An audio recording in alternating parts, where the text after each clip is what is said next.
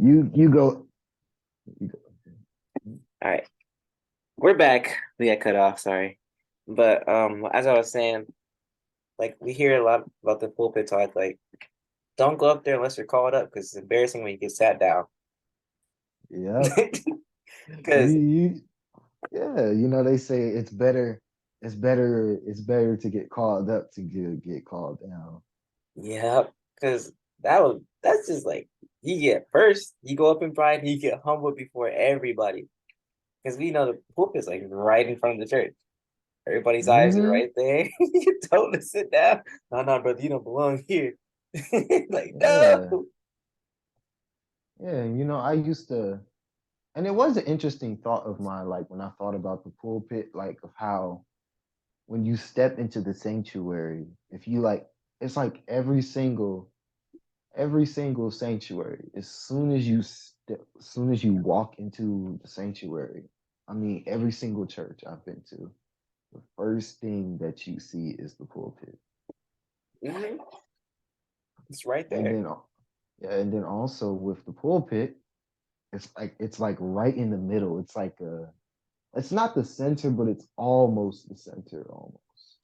And you know how it is, people be in the pulpit and they watch and they observe, they just observe, Mhm. and just what God, because you know how it is with speakers and they watch. Because Mhm. I've had that experience before, like when you sit in your seat and you're just looking around, and then God will point out somebody in your eyes and he'll start to deal with you about that person in that moment so you can help them. Mhm. Yeah. It's crazy how things because he's in the highest pulpit of highs. You see everything. Always observing, always watching. Hmm. So nothing we do goes unnoticed. So Also, also another thing, like with the pulpit is also an area of ordained people, so mhm. authority. Yes. And with that, the ordained people who carry the authority, they're the ones to keep things in order. And have they ever came across to you like how the pulpit is in an area where it where someone in the pulpit can be observant of everything that's going on, and then as them being the ones in authority and them being the ones that's watching, if something were to go on that's not right, it's their job to correct it. Yeah, Have and call it out. Yeah. Stem, Mm. because the standard stems from the pulpit. Yeah. How they represent is how the congregation reacts. It's how It, yeah, it's so much. So, what's any thoughts or anything on the pulpit? oh, not really. Honestly, I agree with what you just said because it's an important part and place too because it allows people to know that there's somebody over there paying attention. It's almost the foundation. Yeah, it's where your figureheads would be. Yep. These are your leaders, and you know they're present for you and your needs when you need them. Now, people do get afraid of their leaders for some reason. I don't know why, Afraid of their but leaders. You said afraid of their leaders. yeah, they'll be afraid of their leaders. And it's you never felt that way? Like I'm not even gonna lie. Our previous pastor, I used to be scared out of my mind to go talk to. Woo! Yeah, it's Man. like because it's just like the esteem they have. It's like for her, it was her esteem, and then it's just the fact that she was older, they know how to approach her. So that was just Y- my thing. I get so Yeah, anxious. like even if there was like even after like I was man, I'm just like you. I was so scared of her. But like even after I got saved and whatnot, and then even with that, and there was times like I actually wanted to talk to her. You went there, so you know how that is. And it's just like, Yeah. how do I approach her? And then also, you know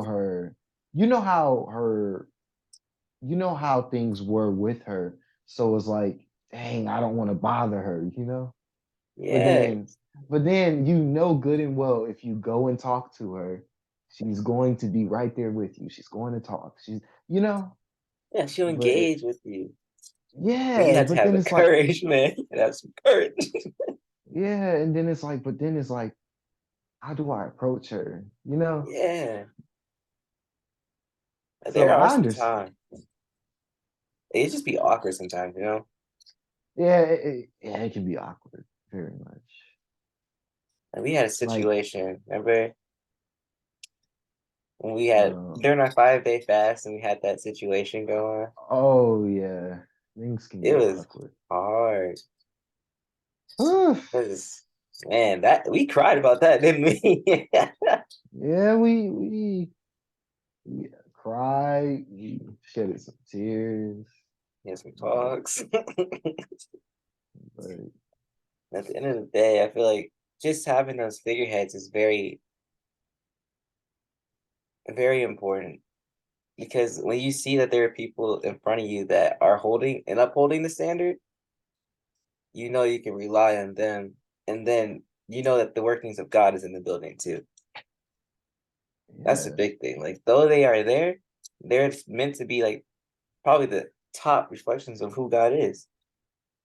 Oh yeah. The the pastor, the pastor is supposed to be the closest reflection to who God is. Pastor's a shepherd, and the Bible says, "The Lord is my shepherd; I shall not want." So, if a pastor's going to emulate the ultimate shepherd, he better be, or yeah, he better be in the right standing. You know, Yeah. right frame of mind, or doing the right thing. Because you know, some people I heard, something that it kind of ticked me off. I was talking to my coworker the other day, and she talked to me about her pastor, how he goes out to the bars, he drinks with the people, dance with them. It's like you gotta go where your congregation is, otherwise they won't show up. It's like going to where your Mhm. congregation is correct, but what you do while you're with them, mm-mm. Mhm. I get we have to go out to and meet the people where they're at, but we're not supposed to be like them.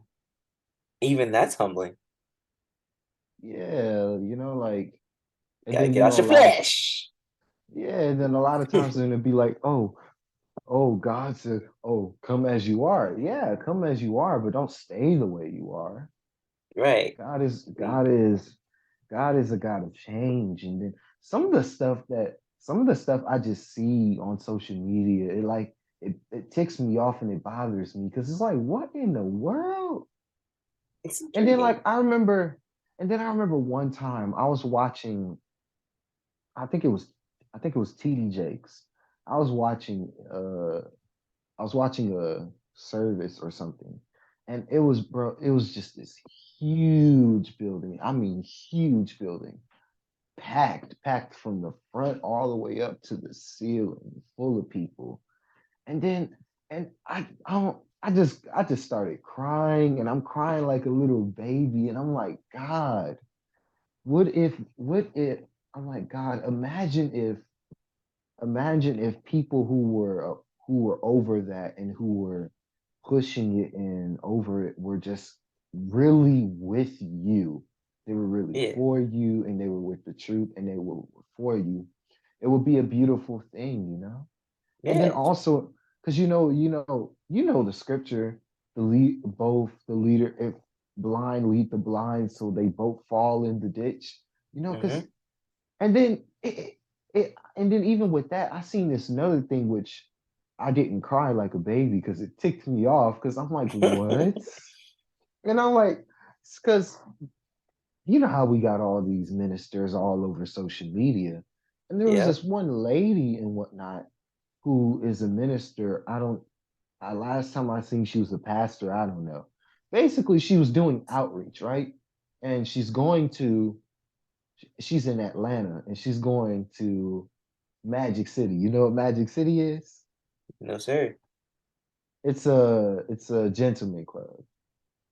It's a gentleman's club. Oh God. Yeah. So Mm, she goes there, and then she first it starts off in the car talking about what she's planning to do and whatnot. And and of course, she's going and she looks just like them. And then she's going up to dancers, and you know what she did? So what she did? She has money. She's throwing money at them. And while she's doing this, she's saying, "Oh, can I talk to you when you get done with your shift? I want to talk to you when you get done with your shift." Throwing the money. And then they talk, and then she talks to him. She talks to him after she didn't show everything, but she talked to one of the girls after her shift. And then they holded hands and prayed. And they're like, "Oh, this is what it's about, bringing them out." And I'm like, just no standard, no nothing. And I'm like, you don't support. How can you bring somebody out of something and you're supporting them while they're in their mess? It doesn't add up. It's confusion. Mm-hmm. You can't get bitter and sweet water from the same fountain. Nope. It don't work like that. And I don't know. It's just some of the stuff that I see, it just blows me away. Right. You're supposed to be the people that are separated from that kind of stuff. Yeah, Nah, and then I get the go ahead. going in part. It's the way we go in. It's got to be a little bit Yeah. different. And then a lot of times we as Christians and people who take this very seriously and whatnot, when we come across people, a lot of times we have to deal with the aspect of, oh, all church people, they say one thing and then live another and whatnot. We have to deal with that aspect. And even with the person that I witnessed to, I had to address that actually. Did I tell you that? Huh? Did I tell you that? Like when I was witnessing to her, I had to address that Just what? aspect. Like I had to let her know that this isn't just anything that I'm talking about. And I had went down the line and I said, and I went down the line, I said Methodist, non-denominational, and Baptist and all of that. And she was amused, but she was amused, but she was intrigued, basically. Hmm. And I'm like, and then I got down to Baptist, and I'm like, the thing about Baptist is this: they say one thing, then they live in another. Now denominational, they just don't have no rules, and then the rest you might as well forget it. And it's Yeah. like, and sometimes with us being Christians and we're associated with church, we can get thrown in that group, and we have to like defend ourselves, basically. Yeah. And the thing You, is like so many people are getting confused by the lifestyle of so Christians. yeah, And we have because to live the life too, just as much as we claim it. yeah, and which was interesting. I heard somebody say, you represent God. So when the time comes, when something is being said or whatnot, it's your job to defend your God. You have to, Exactly. because you're the one with the knowledge. So you have to inform and you have to let it be known. Like one time, which is funny, it's a funny story. I was in a classroom and whatnot, and I know this person, and he had a girl. Well, they were just with each other and whatnot. And she was over there in the across the room and whatnot. And she was like, "Oh, I can say damned because it's in the Bible and it's not a cuss word." And I said, "No, no, no, no." I said it's still a cuss word. It's just the context that you use it in. Because And there's two because very different meanings to that. yeah, I think. and I said, and then even with that, because I was like, I said, I'm like, yeah, it's a cuss word because of the context that you use it in, because there's two different ways you say it and it's two different meanings. And I said, it's still a cuss word because the context you say it in. And someone hears me who I know, and it's that same person I told you about that's always cracking jokes. He hears Hmm. me say this, and then he yelled, and then he says to her across the room, "Oh yeah, he would know that. He studies the Bible." And then I just laughed it off, but I'm like, yeah, whatever. You know? It's important. I mean, at least he's recognized that, and you didn't have to tell Mm, him. That's the thing. Like oh yeah. people recognize it. Like it's. I feel like it's weird. Like you would think you get prideful when somebody recognizes it, but for me, it's like I feel honored because there's like two times. Did I tell you this at Court Trip? It was at my home store now and a different store. No, three times, three times. Well, two times specifically.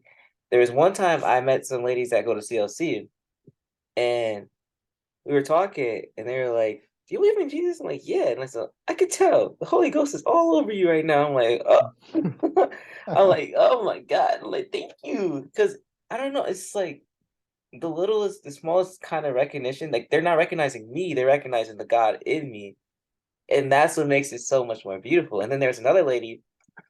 I don't know who she was. She didn't know me. I only saw her three times, well, twice before she said what she said. And she told somebody else, she's like, keep an eye on him. That young man's going places. He's a God seeker. I'm like, huh? I don't know you. I went Yeah, down to my it's knees at the counter. I'm like, oh Lord. yeah, it's just it's some like even if they don't know that it's the God in you, they know it, they can tell it's something different about you.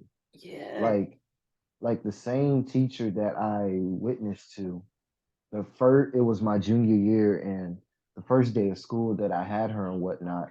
And you know how it is sometimes. No, I'm answering all the questions and I'm doing all I'm just killing right now. Like I'm going crazy. I'm answering all the math questions. I Everybody was just asking me for help. That's how good I was Mhm. doing and whatnot. And I was talking to her this year, and I was like, I remember when you first had me, you was just so oblivious to why I was at Washington. And because I remember, because one time basically I was doing something and whatnot, and I had ran into something, so I had asked her to help me. And she noticed that I was the only one answering questions. And she said, Daniel, you're smart. And she said, you're smart and you're going places, but you're going to need some help. Okay. I need you to understand that. Yeah. And I was talking to her this year and she was this school year. And she was like, yeah, when I first saw you, and she was like, he's this, he's that. Why is he here? Why is he not somewhere else? Why is he here? And then I They remember I know. told you how, and then I remember I told you how my other teacher asked me like, and she was like, I knew it was something different about you. I could just tell. I'm like, it's something different about this one. And then Yeah. even with and then even with her, she told me that I'm one of her students that when she gets up in the morning and she does not feel like going to work, she says I'm one of the students that she thinks about. They need a teacher today. I gotta go to work. See, that's an honor right there. Because you teachers go through so much. And Hmm. so many different people in a day. It's crazy. Yeah, like I know this one teacher and whatnot, and we're cool and whatnot, and he respects me and I respect him. When he first started off as a teacher, he was a student teacher. He did it for 6 months, and he said it got to the point where he just quit, and he said, "I don't make enough money." He said, "I don't make enough money for me to go through what I go through as a teacher." But then he came back, and he's a teacher now, and he says what he realized is that it's not about the money; it's about the kids. Mm-hmm. Their lives. Like, I feel like we undervalue teachers sometimes. This is like a different topic, but I do. Because they do so much to help push us towards our future Yeah, they in a do a lot of lot. senses. Like, I won't necessarily say all of them push us towards our dreams, but they push us towards being able to handle a future where we might have to start off working out for somebody else and then learn how to deal with problem solving. That's important. Like, you have so many problems in school, which lends you into real life. There's a lot more to deal with. Other people's problems too. It's like you don't feel Yeah, obligated, but it's life. You have to deal with it. yeah, and like even me and even me and my teacher, like we real tight. Like she's like she's like my school mom basically slash auntie. Like we real tight. And it's just they do a lot. They do. Mm. Like I always be roasting her and whatnot because she works a lot, and and then like one time we was in a room with somebody else, and she basically, and then she was talking about her like some type of communication so she could text her. She was like, "Oh, tell me this so I can just ask you what you doing." Like sometimes I'm like, "You gonna be wasting your time because when you ask her what she doing, all she gonna be saying is I'm working." And she started laughing, because we tight like that. So It's so true. They're like the yeah, immediate second family. yeah, that's another thing that really opened my eyes. With people who don't even know you're saved, and then people who don't know you're saved, and then people who know something that's different about you. It just, even with people not knowing that you're Christians, just just a level of respect, and then people don't mind being around you and always talking to you because you just happy, positive, cool all the time. Right, don't Like, talk about stupid stuff. yeah, like my teachers, like we had ACTs that day, and I went to the bathroom and whatnot, and two teachers I know was out in the hallway, and I was talking to them. But when I started walking to the bathroom, I hear them talking about me as I walk away, and there's like, he's so nice, he's just so sweet and nice, and awesome. I'm like, man, Oh you know, shucks. yeah, It's you don't, beautiful. yeah, you never just even though if it's a person that you don't get a chance to witness to because God don't lead you to, you're still affecting people with that godly love that you have on the inside. Right. And they You know? appreciate you never know how much people appreciate that until they tell you. Man, just look at how Yeah. they act around you. So a lot of Yeah. people, I feel like I've noticed that like they're more free to be themselves around people Mm-hmm. who actually, well, who portray the character of Christ. Like it's so much easier to like, relate, connect, and even hear like I was talking to somebody today. He just recently got saved. We were just talking about how good God is, what we do on a daily basis to get closer, our communities, and how we just want to get closer to God. It was just a different type of conversation. It was one I wanted to just sit down and talk like for hours about hours, bro. And it's like I know where he comes from. It's crazy how God changed his life from darkness to light. Whew, can't even imagine half the stuff he went through. Me going through it, I'd Mm-hmm. be dead somewhere. Promise you that. And Yeah. then just seeing how just being present, like for me and DJ, we helped one of our friends. He found his way to Christ. There's another friend I'm helping right now. Well, haven't really started yet, but he asked for help. And it's just like you with your teacher witnessing. Your life is a story and it's a message too to other people. So just watching you, they'll begin to ask questions and eventually peak interest in God. And he'll deal with them through you, but you won't even know it. Mm. Isn't that crazy? Um, You won't even be in the room and he's dealing with them about you. mm, Because they're thinking yeah. about you because you left an impact on them. They're like, what is so different about Daniel? And then they begin to think, and it's like, he doesn't do this, he doesn't do that. Man, he almost like Jesus. If they know Yeah. Jesus, or they'll ask you questions if they don't know. And it might be Yeah. random, but there's some people that'll do it because they just feel like so pulled towards you, or even Mm-hmm. there are some people that are scared of you who ask questions. Mm. Like, you ever think about like how it goes in both directions? People that are afraid of you and people that are interested in you will all ask questions because it's about the same thing. Mm. I've noted, like, I'm a very observant person, and I watch, like, I people watch, and I watch everything around me. I've Me picked too. up on it where, like, I'll talk to somebody. Well, actually, no. I'll I'll have, like, I've like last year, I've had classes with a few people and whatnot, right? And I had classes with them for Hmm. the whole year. But then a lot of people I started talking to during our middle of the second semester all the way to the end, because Hmm. going through the first semester, I would walk in and they would know who I am, and they would look at me, it's like they were almost intimidated by me. But I started to talk to people, and once they see how just sweet and nice and cool I am, they don't mind talking to Right. Because your character shines more. me. Yeah. Man. And you know, like you said, what you don't know how you affect people, you know? You don't. Hmm. And Like because even you're when always I conscious of yourself. yeah, even when I was fasting one day and God told me to tell somebody that he loves them, I was like, whoo. Because when it first came, I said, is that you, Lord? I said, That's okay. that's Yeah. And I'm did like, it. whoo. But I, I'll never know how I impacted people, but it truly, it truly encourages my heart and it encourages me to continue to go forth and do more and go harder when I know that I encourage somebody.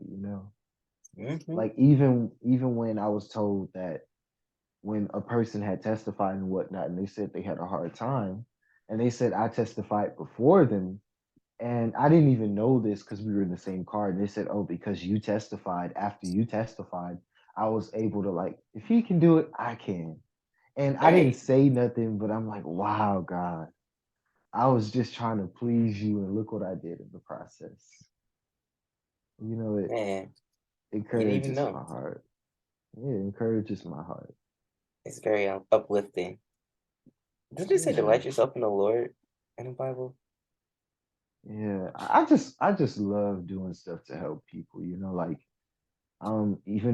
like even if in the summer, even if in the summer if I could figure out like if I could somehow put together something where I could go get me some food, gather me some food, or like even what people do sometimes where they go and they buy McDonald's and they buy a whole bunch of food and whatnot, and they go to the homeless.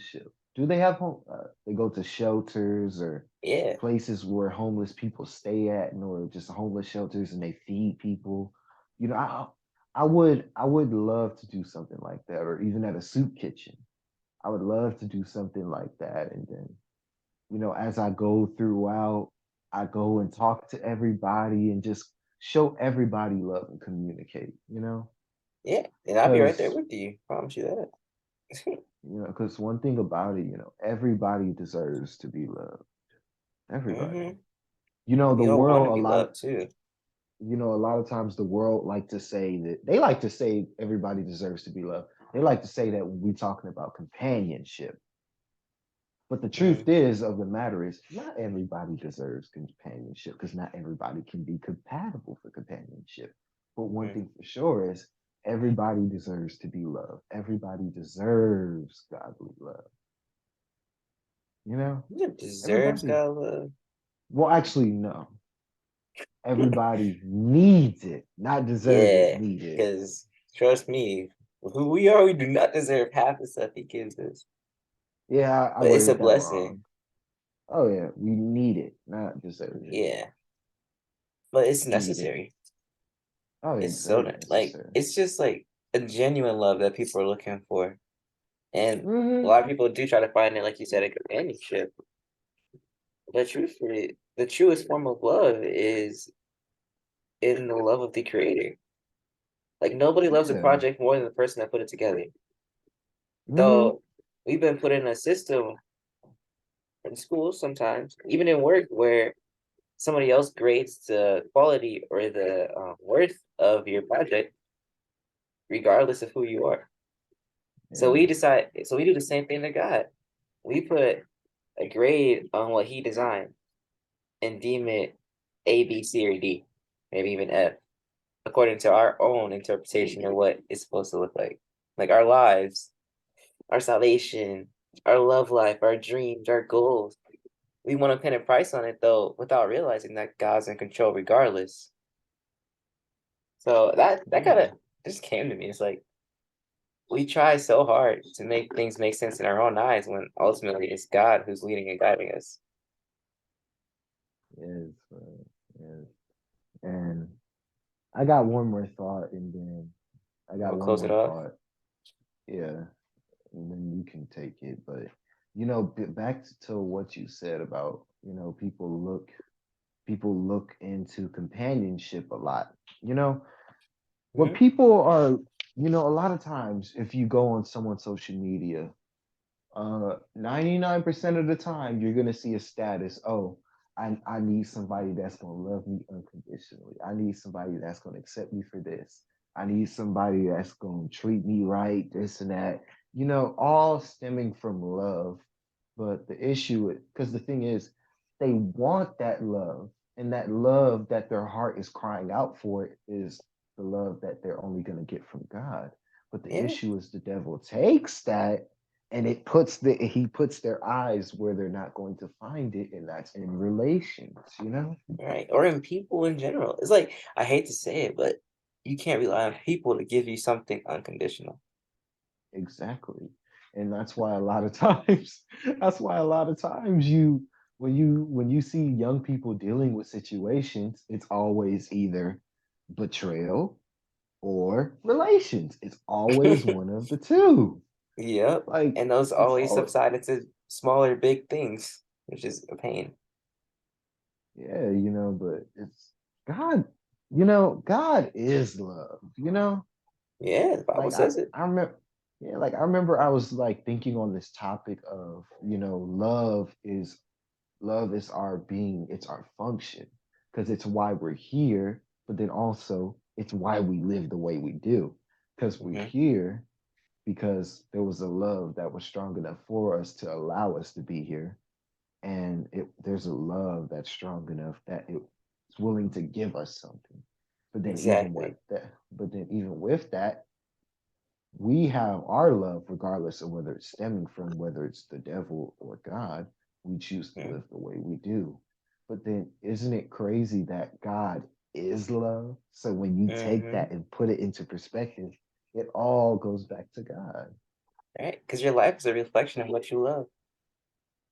Yeah, that's why they always be like, "Get your house in order," because what Yup. goes on outside your house is a reflection of what goes on inside your house. Right. Because you can't live right and act right with a dirty house. You can't. Mm. It's gonna be hard. You can try to fabricate it, but even dirty people that try to look clean, you can tell.